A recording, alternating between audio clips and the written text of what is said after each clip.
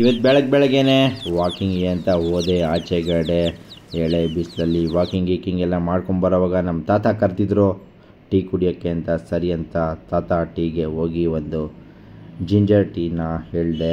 ಸರಿ ಅಂತ ginger tea ಎಲ್ಲ ಕುಡ್ಕೊಂಡು ಆಮೇಲೆ ಮನೆಗೆ ಬಂದೆ. ಮನೆಗೆ ಬಂದು ಹೆಗಲ ಮೇಲೆ ಟವಲ್ ಹಾಕ್ಕೊಂಡು ಬಿಸಿನೀರು ಎಲ್ಲ ಬಿಟ್ಕೊಂಡು ಸ್ನಾನಕ್ಕೆ ಅಂತ ಹೋದೆ. ಅದಾದಮೇಲೆ ಸ್ನಾನ ಗೀನ ಎಲ್ಲ ಮಾಡಿ ಶಿಸ್ತಾಗಿ ಹಣೆಗೆ ಕುಂಕುಮ ಎಲ್ಲ ಇಟ್ಕೊಂಡು ಫ್ರೆಶ್ ಅಪ್ ಎಲ್ಲ ಆಗೋಷ್ಟರಲ್ಲಿ ಬೆಳಗ್ಗೆ 11 ಗಂಟೆ ಆಗ್ತಾಯಿತ್ತು.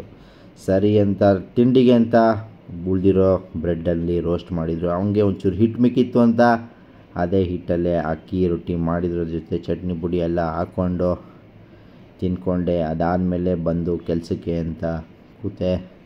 ಮಾಮೂಲಿ ಕೆಲಸ, ಮೀಟಿಂಗು ಅದು ಇದು ಎಲ್ಲ ಇತ್ತು. ಇನ್ನೇನು ವೀಕೆಂಡು ಸ್ಟಾರ್ಟ್ ಆಗೋ ಟೈಮಲ್ಲಿ ಇತ್ತು. ಹಾಗೆ ಮಧ್ಯದಲ್ಲಿ ಒಂಚೂರು ಕಳ್ಳೆಪುರಿಗೆ ಮಿಕ್ಸರೆಲ್ಲ ಹಾಕ್ಕೊಂಡು ಕೆಲಸ ಮಾಡ್ತಾ ಮಧ್ಯದಲ್ಲಿ ಹಂಗೆ ಟೈಮ್ ಪಾಸ್ಗೆ ಅಂತ ತಿನ್ಕೋತಾ ಇದ್ದೆ. ಅಷ್ಟೊತ್ತಿಗೆ ಮಧ್ಯಾಹ್ನ 2 ಗಂಟೆ 2:30 ಆಗ್ತಾಯಿತ್ತು.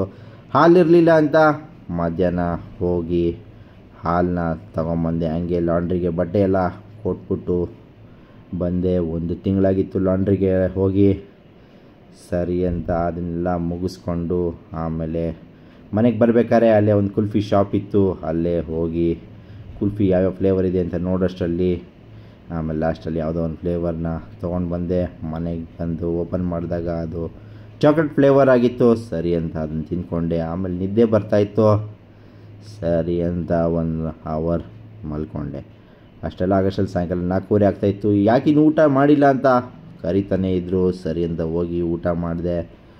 ಅನ್ನ ನುಗ್ಗೆಕಾಯಿ ಹುಳಿ ಮಾಡಿದರು. ಅದಕ್ಕೆ ಒಂಚೂರು ಉಪ್ಪಿನಕಾಯಿ ಎಲ್ಲ ಹಾಕ್ಕೊಂಡು ತಿಂದ್ಕೊಂಡೆ. ಅದಾದಮೇಲೆ ಕಾಫಿ ಮಾಡಿದರು, ಕಾಫಿನೂ ಕುಡ್ಕೊಂಡೆ. ಆಮೇಲೆ ಸಾಯಂಕಾಲ ಆಚೆಗಡೆ ಹೋಗ್ಬಿಟ್ಟು ಒಂದು ವೆಜ್ ಪಫ್ನ ತಿನ್ಕೊಂಬಂದೆ. ಮತ್ತೆ ಮನೆಗೆ ಬಂದೆ ಕೆಲಸಕ್ಕೆ ಅಂತ ಕೂತ್ಕೊಂಡೆ.